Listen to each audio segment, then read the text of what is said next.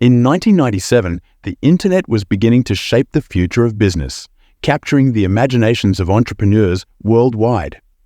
Among them were Mark Randolph and Reed Hastings, two ambitious individuals determined to carve out a niche in this burgeoning digital landscape. With the dot-com bubble on the horizon, the promise of online businesses was tantalizing. The two men embarked on a journey filled with brainstorming sessions, hoping to find the right concept that could harness the power of the internet.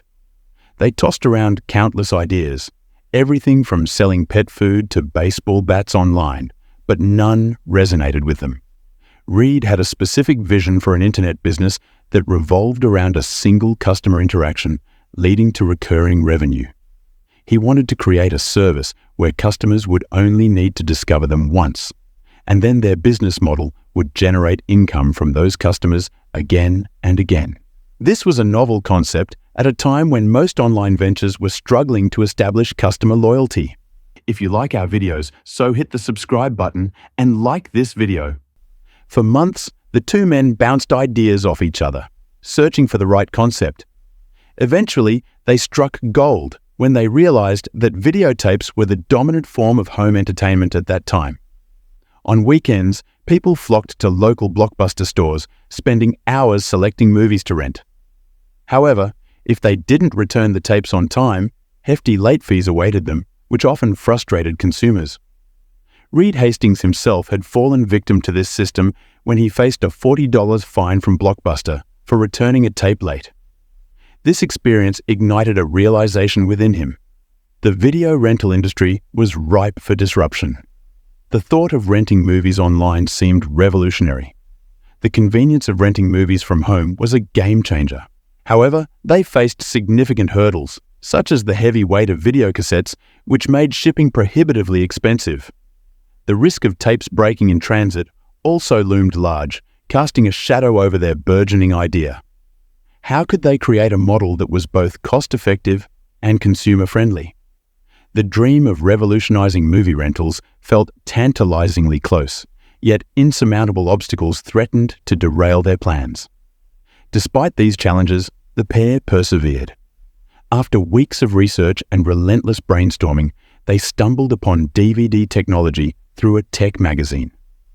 Unlike bulky videocassettes, DVDs were lighter, cheaper to ship, and less prone to damage.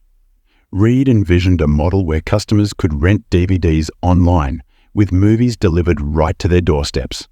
This idea was revolutionary.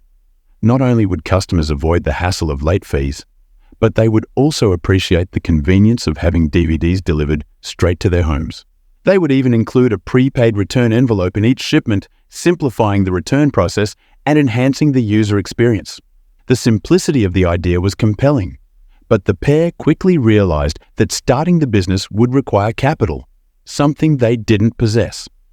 They needed to create a functional and appealing platform to attract customers, but the startup costs were daunting. Undeterred, they scrapped together a small office on a shoestring budget, purchasing second-hand furniture and cheap folding tables. Their work environment was modest, reflecting their financial limitations, but their vision was grand. They promised their employees low salaries initially, but offered them a stake in the company should the venture succeed, fostering a sense of shared purpose and ambition. At precisely 9 a.m. on the launch day, they unveiled their website, accompanied by a bell that would ring with each new order. This ringing bell symbolized their first step into the unknown realm of online retail, creating a tangible connection to their progress. The first order was placed by Mark himself, and moments later, the bell rang again, this time for a genuine customer. Incredibly, they received 137 orders in a matter of hours, far exceeding their expectations. The website briefly crashed due to heavy traffic, indicating that their launch was even more successful than they realized. However, initial sales of DVD rentals only amounted to $11,000, as most customers were more interested in purchasing DVDs outright for $25 than renting them for $4. This presented a significant challenge. Mark and Reed knew they needed to encourage rental usage to maximize profitability, as each rented DVD could potentially be rented out multiple times as long as it remained undamaged. Initially, they found success selling DVDs because they faced little competition in the burgeoning online space. They were hopeful that as their brand gained traction, consumers would recognize the value of their rental model. A few weeks later, they received a call from Jeff Bezos, the founder of Amazon, who had already made a name for himself in the online book market. Now, he sought to dominate the DVD rental space.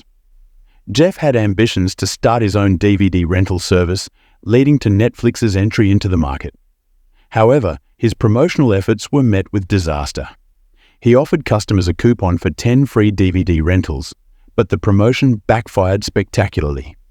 The coupon codes were affixed outside the DVD boxes instead of inside, allowing people who didn't purchase a DVD player to become regular renters, resulting in significant losses for Amazon. During this time, a political scandal captivated America. President Bill Clinton's affair with White House intern Monica Lewinsky became public, and the court hearings were widely televised. The ensuing media frenzy created a surge in demand for video content related to the trial. Mark and Reed's promotion was perfectly timed, yielding even greater profits than anticipated. Unlike Blockbuster, which relied on its physical stores, Netflix thrived on the internet, leading to a rapid increase in subscriptions.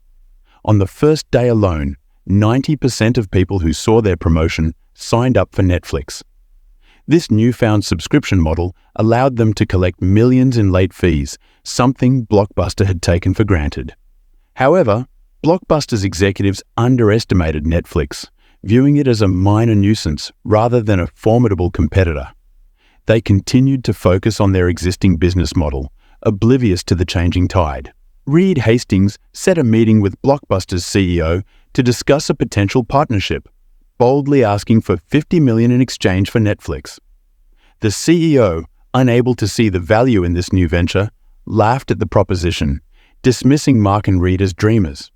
It was a moment that would define the course of both companies.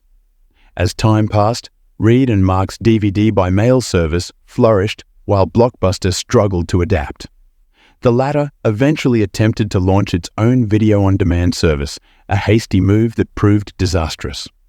While Blockbuster continued to charge late fees for rewinding tapes, a tactic that had alienated many customers, Netflix offered a seamless streaming experience that allowed users to watch movies instantly from the comfort of their homes. The ease of use and accessibility of Netflix's model contrasted starkly with the outdated practices of Blockbuster, showcasing the importance of adapting to consumer demands. This oversight mirrored the fate of other once dominant companies, such as Nokia, which failed to adapt to the smartphone revolution and fell behind competitors. Their inability to innovate and embrace change ultimately led to their decline. As Netflix expanded, its influence grew exponentially, with employees spread across the globe. Today, the company's valuation exceeds $288 billion, with annual sales approaching $19 billion. This meteoric rise transformed not only the company, but also the entire landscape of entertainment consumption. The journey from a small, struggling startup to a multi-billion-dollar enterprise is a testament to the power of innovation, resilience, and understanding consumer needs. Netflix's rise not only transformed the way we consume media, but also served as a reminder of the importance of adaptability in a rapidly changing world. The story of Netflix is not just about DVDs or streaming, it's about vision, tenacity, and the relentless pursuit of a better way to enjoy entertainment. It stands as an enduring lesson for entrepreneurs everywhere. When you see an opportunity to change the game, seize it. Share your thoughts and ideas in the comments. Don't forget to like this video, subscribe for more interesting content, and click the bell to get updates on our latest videos.